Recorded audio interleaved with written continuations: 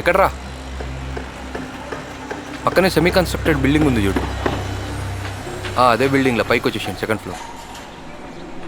Right.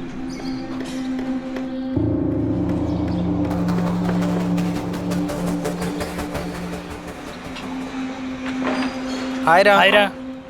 ఏమైపోయావు మామ? Job వదిలేసినట్టు ఒక మాట కూడా చెప్పలేదు. ఎక్కడికి వెళ్ళావో తెలీదు. ఏం చేస్తున్నావు అసలు నువ్వు?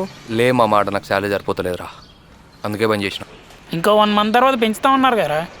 ఇంకెన్ని 1 months రా? అరే ఆడు ప్రతి నెల ఇదే స్టోరీ చెప్పుకుంటూ పోతున్నాడు, మనం గుడ్డిగా నమ్ముకుంటూ పోతున్నాము. నీ అమ్మ 2 నెలలు అయిందా జాబ్ బంద్ చేసి? ఇంకా పైసలు ఇవ్వలేదు. పోనీ ఇప్పుడు ఏం చేద్దాం అనుకుంటున్నారా? నీకు నెట్వర్క్ సురేష్ గారు తెలుసు కదా, అదేరా ఈ బీటెక్ ఎంబీఏ స్టూడెంట్కి ప్రాక్సీస్, మళ్ళీ బ్యాక్ డోర్ నుంచి డబ్బులు తీసుకొని జాబ్ చెప్పిస్తుండే. అట్లాంటి వర్క్ స్టార్ట్ చేద్దాం అనుకుంటున్నా. అవునరా, వాడికి మనకి సేమ్ శాలరీ అయినా వాడు ఆఫీస్ కార్లో వస్తాడరా. ఏ మాటకా మాట కానీ వాడిదిరా లైఫ్ అంటే. ఇన్కమ్ ఒకటైనా లైఫ్ వేరేలా ఉందిరా. నువ్వు అరే, దానికి చాలా పెద్ద నెట్వర్క్ ఉండాలిరా. వాడికేమో బొచ్చుడు మంది తెలుసు, మనకెవడు తెలుసు? ఇంతకీ ఎలా చేస్తావు ఇవన్నీ? ఏమన్నా అయితే పెద్ద రిస్క్లో పడతావు. ఛాన్సే లేదురా. ఈ 2 months గ్యాప్లో నేను చాలా రీసెర్చ్ చేసిన. నాకున్న ఐడియా ప్రకారం దీంట్లో అసలు రిస్కే లేదు. యాక్చువల్లీ మిమ్మల్ని ఇక్కడ పిలిపించడానికి కూడా ఒక రీజన్ ఉంది. నాకు మీ హెల్ప్ కావాలరా. వచ్చిన దాంట్లో నాకు 60, మీ ఇద్దరికి 40. సో బేసికలీ 3 types మనం క్లయింట్ అప్రోచ్ కావచ్చు. నెంబర్ 1,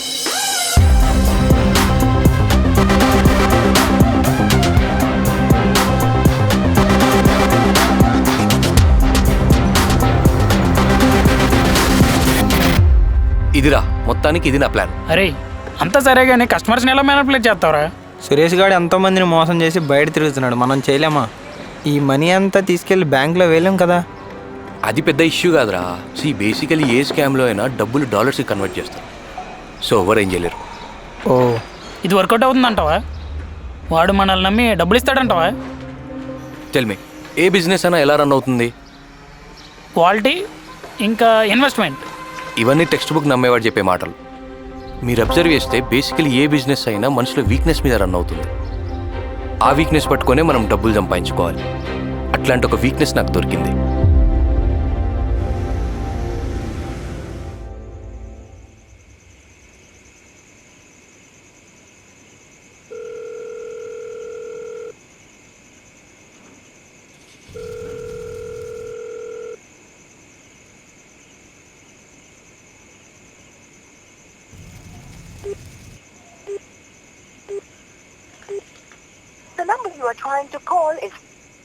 అన్న 2 weeks నుంచి కాల్ చేస్తున్నా అన్న వాళ్ళకి. ఒక్కరు కూడా ఫోన్ ఆన్సర్ చేయట్లేదు. ఇప్పటికీ ఫోన్ ఎత్తట్లేదన్న ఒక్కడు కూడా. మోసపోయాను అనిపిస్తుందన్న నాకు. అరే చింటూ, నీ డబ్బులు వెనక్కి రావురా. ఇదంతా స్కామ్. ఏం చేయలేం. నువ్వు పోలీస్ కంప్లైంట్ అంటూ రోజు అటు ఇటు తిరగడం తప్ప నీకొక్క రూపాయి తిరిగి రాదు. తప్పు చేశానన్న. జాబ్కి ఇంకో 1 year అయినా వెయిట్ చేసి మెల్లగా ట్రై చేసి ఉండాల్సిందే. తొందరపడి డబ్బులు కట్టేశానన్నా. అరే చింటూ, ఏ బిజినెస్ అయినా మనుషుల వీక్నెస్తోనే రన్ అవుతుందిరా. ఇది బాగా గుర్తుపెట్టుకో. ఏదైనా విలువైంది అంత తక్కువ ధరకే వస్తుందంటే మార్కెట్లో, దానికి తొందరలోనే ఎక్స్పైరీ డేట్ వచ్చినట్టే. మంత్లీ 30K శాలరీ ఇస్తాం, జస్ట్ 1 lakh పే చేయండి అని చెప్తారు. అరే 1 lakh జాబ్ ఇస్తున్నారు కదా అని నువ్వు నమ్మి డబ్బులు కడతావు. నీకు ఆప్షన్ లేకుండా చేసి నిన్ను మెల్లగా నమ్మించి నీ వీక్నెస్ని వాడుకొని మోసం చేస్తారు. నువ్వు చెప్పింది నిజమే అన్నా. ఈ స్కామ్ అంతా ఎలా చేస్తున్నారో నాకు ఇంకా అర్థం కావట్లేదు. అంతా చూడడానికి లీగల్గా ఉన్నట్టే ఉంటుందన్నా. అక్కడ ఏం జరుగుతుందో నాకు ఇంకా అర్థం కావట్లేదు. అమ్మ చెప్పింది నువ్వు కూడా అలా ఏదో స్కామ్లో ఇరుక్కున్నావంటగా. అది కనుక్కుందామని నేను నీ దగ్గరికి వచ్చానన్నా.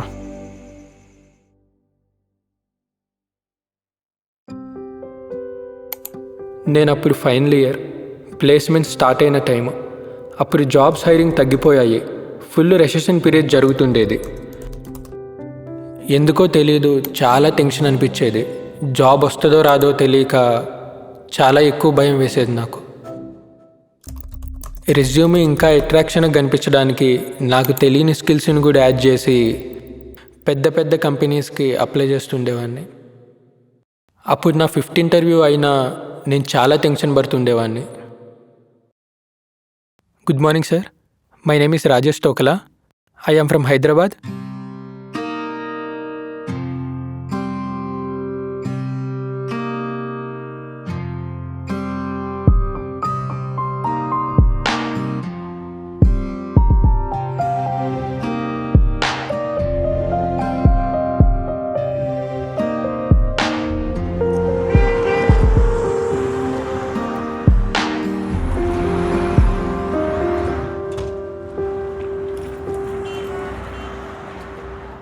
గిరీష్ శంకర్ గారు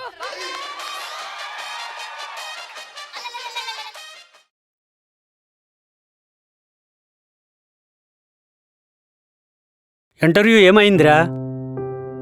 పోయింది.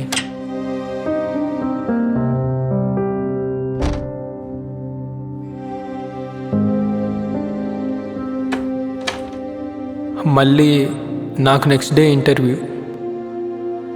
అదేంటో ఫైనల్ ఇయర్లో నాకు నా డేస్ అన్నీ ఒకేలా అనిపించేవి.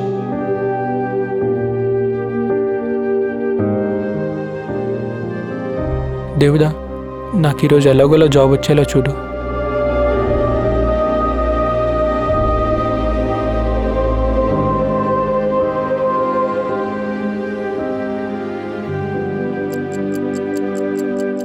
వాటికి మీరు సమాధానాలు చెప్తూ ఉంటారన్నమాట. ఇలా మీరు చెప్పినటువంటి ఆన్సర్స్ మా దగ్గర ఉండేటువంటి ఆన్సర్స్ ఏముంది, మామూలే. రోజు ఇంటర్వ్యూస్ బాగానే ఇస్తున్నా ఎందుకు రిజెక్ట్ అవుతున్నానో నాకే అర్థం కావట్లేదు. నాకే ఎందుకు ఇలా జరుగుతుందని అనిపించేది. నా డేస్ అన్నీ ఒక లూప్లో ఉండేవి. ఐటీలో జాబ్ రావాలంటే లక్ కూడా మ్యాటర్స్ అని నాకు ఆ రోజు అర్థమైంది. ఎందుకంటే హలో వరల్డ్ కోచ్ చేయటం రానోడు కూడా లక్లో ప్లేస్ అయిపోతున్నాడు.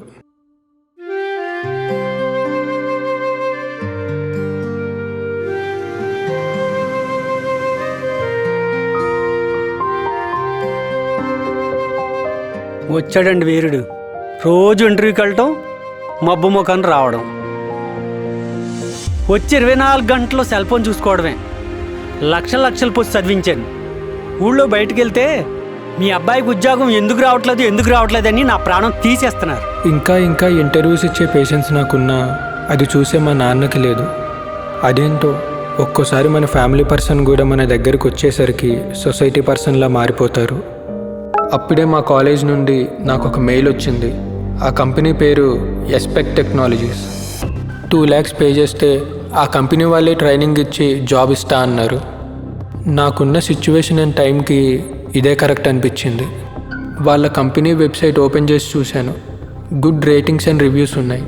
మా కాలేజ్ వాళ్ళే సజెస్ట్ చేశారు కాబట్టి ముందు ప్లేస్మెంట్ ఆఫీసర్కి ఫోన్ చేసి అసలు ఆ కంపెనీ వర్తా కాదా అని కనుక్కోవాలనిపించింది. ఈ కంపెనీ నిజంగా మంచిదైతే మా నాన్నని ఎలాగైనా డబ్బులు కట్టడానికి ఒప్పించాలనుకున్నా. వాళ్ళ రివ్యూస్ అండ్ రేటింగ్స్ చూసి కూడా చాలా ఎగ్జైట్ అయ్యాను. నాకు నిజంగా ఆ టైంలో ఇది ఒక మంచి ఆపర్చునిటీ అనిపించింది. Hello sir, Rajesh here. Rajesh sir, aspect technologies అనే కంపెనీ నుంచి మెయిల్ చూశాను సార్. అదే డబ్బులు కడితే జాబ్ ఇస్తారంటారా? ఈ మధ్య ఇలానే చాలా కంపెనీస్ స్కామ్ చేస్తున్నాయి కదా సార్. అందుకే ఒకసారి మిమ్మల్ని కనుక్కొని జాయిన్ అవుదాం అనుకుంటున్నా. చూడు రాజేష్, జాబ్ వస్తుందా రాదా అనేది మన పర్ఫార్మెన్స్ మీద బేస్ అయి ఉంటుంది. ఈ కంపెనీలో మీకు ఫుల్ ట్రైనింగ్ ఇచ్చి మిమ్మల్ని హైర్ చేసుకుంటారు. ఈ కంపెనీ స్టాఫ్ వాళ్ళు ఈ కంపెనీ మోటివ్ ఏంటో చెప్పి నన్ను బాగా ఇంప్రెస్ చేశారు. ఈ కంపెనీ మోటివ్ గురించి ఏం చెప్పారంటే, ఈ బీటెక్ వాళ్ళందరూ జాబ్ రాకపోతే మాస్టర్స్కి యూఎస్, యూకే, కెనడా అని వెళ్ళిపోతూ ఉంటారు. అలా జాబ్ రాకపోతే మాస్టర్స్ కోసం ఎక్కడికో వెళ్ళిపోకుండా ఈ ఎస్పెక్ట్ టెక్నాలజీస్ వారికి జస్ట్ 2 lakhs పే చేస్తే విత్ ట్రైనింగ్ అని జాబ్ ఇస్తామని చెప్పారు. Company location Bengaluru and 1 year work from home అని చెప్పారు. ఇంకా నీ ఇష్టం రాజేష్. బయట జాబ్ సిచ్యువేషన్స్ అస్సలు బాగాలేదు.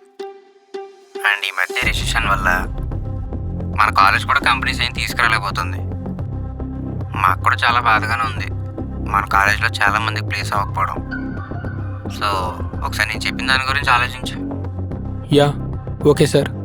Thank you sir. Thank you for your information. Okay Rajesh, best of luck. Okay sir. ఇక అన్నిటికీ రెడీ అయిపోయాను ఎస్పెక్ట్ టెక్నాలజీస్లో జాయిన్ అవ్వడానికి. కానీ మా నాన్న మాత్రం నా అసమర్థత వల్ల జాబ్ రావట్లేదని అనుకున్నాడు. ఐటీలో జాబ్స్ పరిస్థితులు బాగలేవని ఆయనకు అర్థమయ్యేలా చెప్పాను. చివరికి మా నాన్నను ఒప్పించాను. అన్నీ ఆలోచించి ఆయన నాకు డబ్బులు ఇచ్చాడు.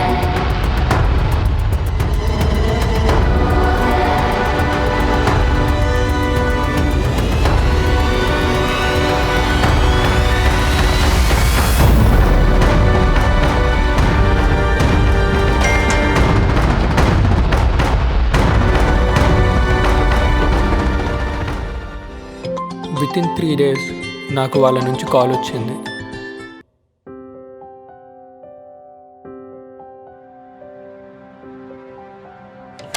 నాకు కంపెనీ నుండి ల్యాప్టాప్, వెల్కమ్ కిట్ అన్నీ కొరియర్ చేశారు.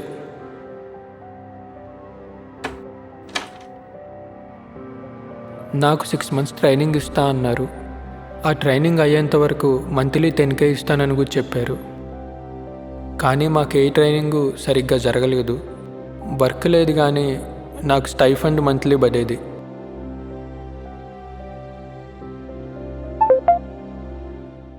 కానీ చాలామంది వర్క్ గురించి ఎవరూ అడగలేదు. ఇంటర్న్గా ఉన్నప్పుడు ఫ్రెషర్స్ ఎవరికి అంత వర్క్ ఉండదన్నారు. అందుకే నేను కూడా లైట్ తీసుకున్నా. కానీ ఒక్కరికి కూడా ట్రైనింగ్ సరిగ్గా జరగలేదు. నా 6 months ఆఫ్ ట్రైనింగ్లో 16 members జాయిన్ చేశాను. ఒక్కొక్కళ్ళని జాయిన్ చేసినందుకు నాకు రిఫరల్ బోనస్ 8,000 ఇచ్చారు. బట్ నా ఫ్రెండ్స్ చేత వాళ్ళు 4 lakhs 5 lakhs పే చేయించుకున్నారు. అదే టైంలో మా కంపెనీ గ్రూప్లో నాకు ఫుల్ టైం అయినట్టు మెసేజ్ వచ్చింది. అందరినీ మీటింగ్లో జాయిన్ అవ్వమన్నారు.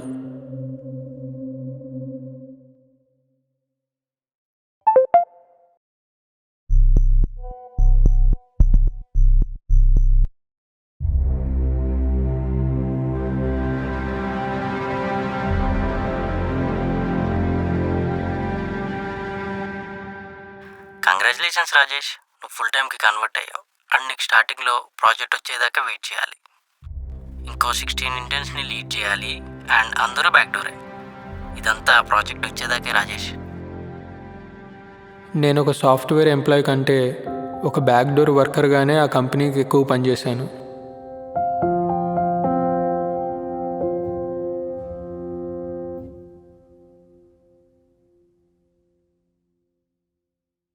ఫుల్ టైం అయిన 2 months తర్వాత ఎవ్వరికీ శాలరీస్ ఇవ్వలేదు. వాళ్ళు మా కాల్స్ కూడా ఆన్సర్ చేయట్లేదు.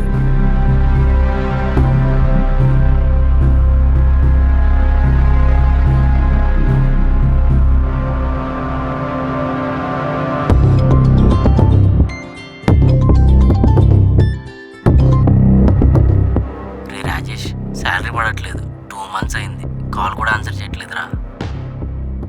నేను కూడా కాల్ చేశారా? నా కాల్ కూడా వాళ్ళు లిఫ్ట్ చేయట్లేదు. అరే నాకు ఈ కంపెనీ ఫ్రాడ్ అండ్ డౌట్గా ఉంది. బెంగళూరులో ఈ కంపెనీ అడ్రస్ నీకేమైనా ఐడియా ఉందా? చూస్తానురా.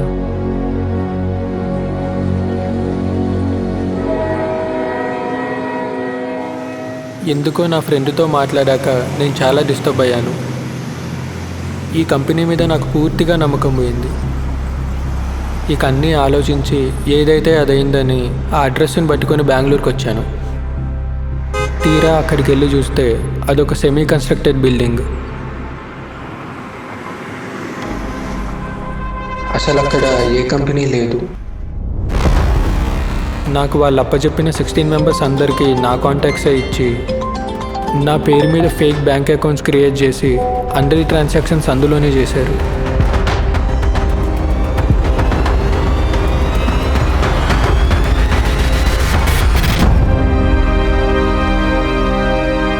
ఆ వీక్నెస్ పట్టుకొనే మనం డబ్బులు సంపాదించుకోవాలి. అట్లాంటి ఒక వీక్నెస్ నాకు దొరికింది. ఆ 16 మంది నా వల్లే చేరినందుకు వాళ్ళందరినీ నేనే మోసం చేశానని వాళ్ళు అనుకునేలా చేశారు. రాజేష్ ఇంటి అడ్రస్ ఇదే సార్. సరిగా కనుక్కున్నావా? ఇదే సార్.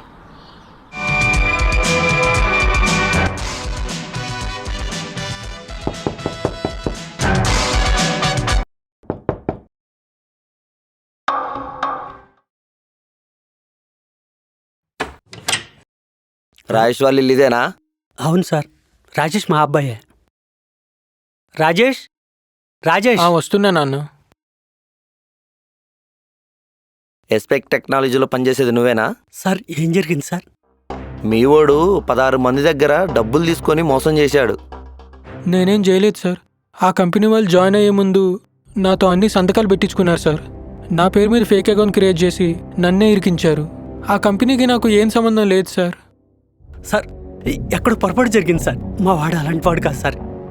మరి నువ్వు జాయిన్ చేసిన 16 మంది కూడా నీ మీద కంప్లైంట్ ఇచ్చారు. మరి వాళ్ళు నీ ఫ్రెండ్స్ అంటున్నారు, దానికి నువ్వేమంటావు? నాకేం తెలియదు సార్. ఆ కంపెనీ వాళ్ళు ఎత్తిపోయారో కూడా నాకు తెలియదు సార్. అట్లీస్ట్ నేను కాల్ చేస్తున్నా, నా కాల్ కూడా ఆన్సర్ చేయట్లేదు సార్.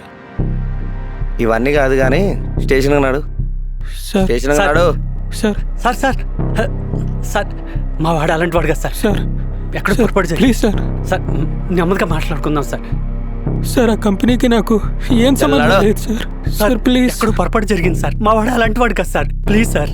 ఏంటి సార్ మీ వాడు ఆ దొంగ కంపెనీ కింద ఎంత డబ్బులు గుంజాడో తెలుసా? 5 crores sir. 5 crores.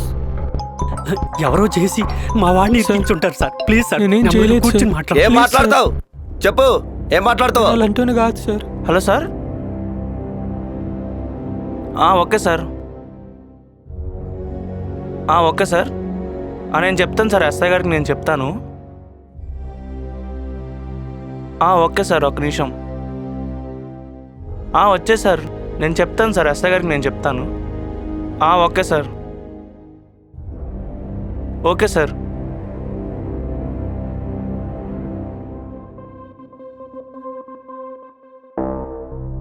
Sir cyber crime వాళ్ళు ఫోన్ చేశారు.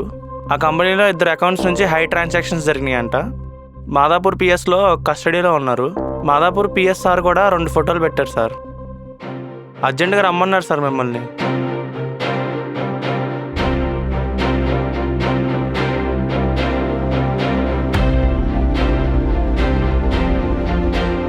నాకు చెప్పకుండా నువ్వు ఊరు దాటి పోవద్దు. సరే సార్.